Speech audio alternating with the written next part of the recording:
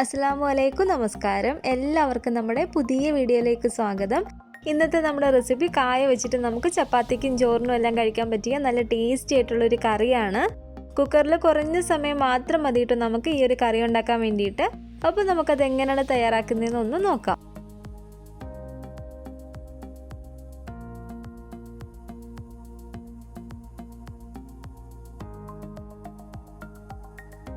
അതിന് വേണ്ടിയിട്ട് ഞാനിവിടെ ഒരു 2 പച്ച ഏത്തക്ക എടുത്തിട്ടുണ്ട്. ഇതിൻ്റെ തൊലിയെല്ലാം കളഞ്ഞിട്ട് നമുക്കൊന്ന് കട്ട് ചെയ്തിട്ട് എടുക്കാം. ഞാനിപ്പോൾ ഇത് ഈ ഒരു വലിപ്പത്തിൽ ഇവിടെ കട്ട് ചെയ്തെടുത്തിട്ടുണ്ട്. നന്നായിട്ട് കഴുകിയെടുത്തതാണ്. ഇനി നമുക്കിതിലേക്ക് വേണ്ടത് ഒരു 1/2 കപ്പ് പരിപ്പാണ്. പരിപ്പ് നമുക്ക് കറിക്ക് എടുക്കുന്ന ഏത് വേണമെങ്കിലും എടുക്കാവുന്നതാണ്. അപ്പോൾ ഈ പരിപ്പ് നമുക്ക് നന്നായിട്ട് ഒന്ന് കഴുകിയെടുത്തിട്ട് വരാം.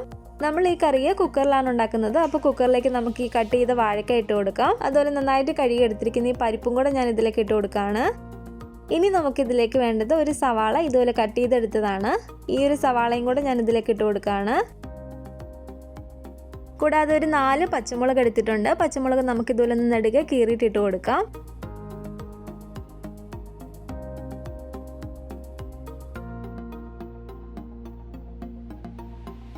ഇനി ഇതിലേക്ക് ഒരു 1/2 ടീസ്പൂൺ മഞ്ഞൾപ്പൊടി നമുക്ക് ചേർത്ത് കൊടുക്കാം. ഇതിലേക്ക് ആവശ്യമായിട്ടുള്ള ഉപ്പും കൂടെ നമുക്ക് ചേർത്ത് കൊടുക്കാം. ഒരു 2 തണ്ട് കറിവേപ്പിലയും കൂടി ഇട്ട് കൊടുക്കുകയാണ്. ഇനി ഇതിലേക്ക് നമുക്കൊരു 2.5 കപ്പ് വെള്ളം ഒഴിച്ചു കൊടുത്തിട്ട് നന്നായിട്ട് ഒന്ന് മിക്സ് ചെയ്തിട്ട് എടുക്കാം.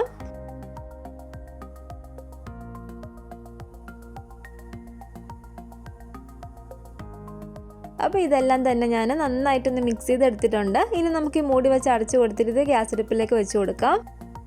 ഒരു 2-3 വിസിലൊക്കെ ആകുമ്പോഴത്തേക്കും തന്നെ പരിപ്പും വാഴക്കയും നന്നായിട്ട് തന്നെ വെന്ത് കിട്ടും.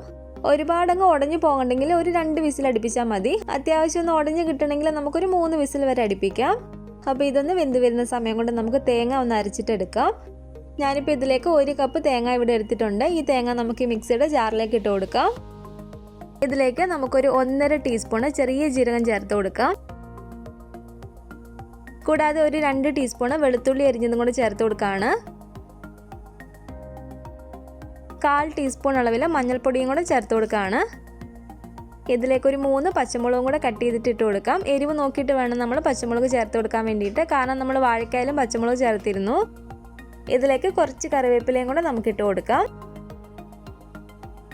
ഇനി ഇതൊരു 1/2 കപ്പ് മുതൽ ഒരു 3/4 കപ്പ് വരെ വെള്ളം ഒഴിച്ച് കൊടുത്തതിന് ശേഷം നമുക്ക് നന്നായിട്ട് ഇന്ന് അരച്ചെടുത്തിട്ട് വരാം.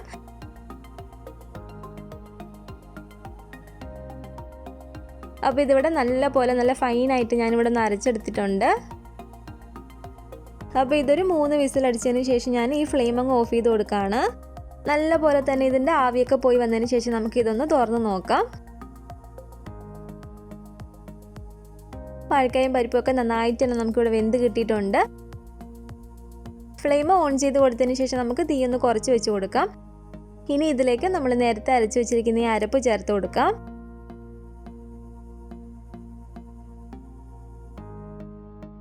അരപ്പും കൂടെ ചേർത്ത് കൊടുത്തതിന് ശേഷം നന്നായിട്ട് ഇതുപോലെ ഒന്ന് മിക്സ് ചെയ്തിട്ട് എടുക്കുക.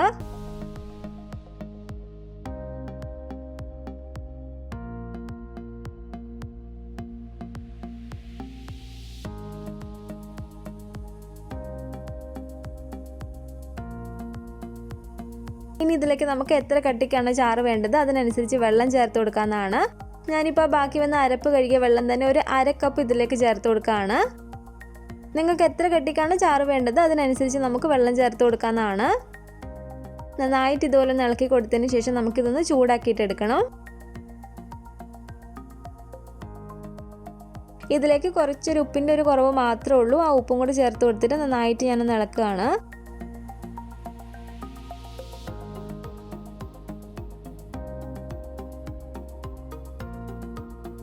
അപ്പോൾ ഇതിവിടെ നന്നായിട്ട് തന്നെ ചൂടായിട്ട് വന്നിട്ടുണ്ട്. ഇനി നമുക്ക് ഫ്ലെയിം അങ്ങ് ഓഫ് ചെയ്ത് കൊടുത്തേക്കാം.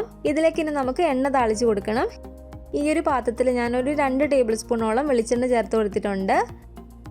ഇതിലേക്ക് കുറച്ച് കടുക് ഇട്ടൊന്ന് പൊട്ടി വരുമ്പോഴത്തേക്കും ഒരു 4-5 വറ്റൽമുളക് ഇതുപോലെ നമുക്ക് കീറിയിട്ടിട്ട് കൊടുക്കാം.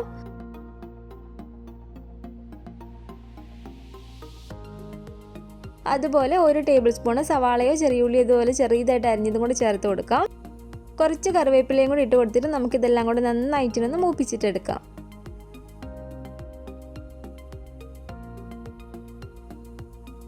അപ്പോൾ ഇതിവിടെ നന്നായിട്ട് തന്നെ മൂത്ത് വന്നിട്ടുണ്ട്. നമുക്കിനി ഫ്ലെയിം അങ്ങ് ഓഫ് ചെയ്ത് കൊടുത്തേക്കാം. ഇനി നമുക്കിത് കറിയിലേക്ക് ഒഴിച്ചു കൊടുക്കാം. ശേഷം നന്നായിട്ട് തന്നെ ഇതുപോലെ ഒന്ന് ഇളക്കി കൊടുക്കുക.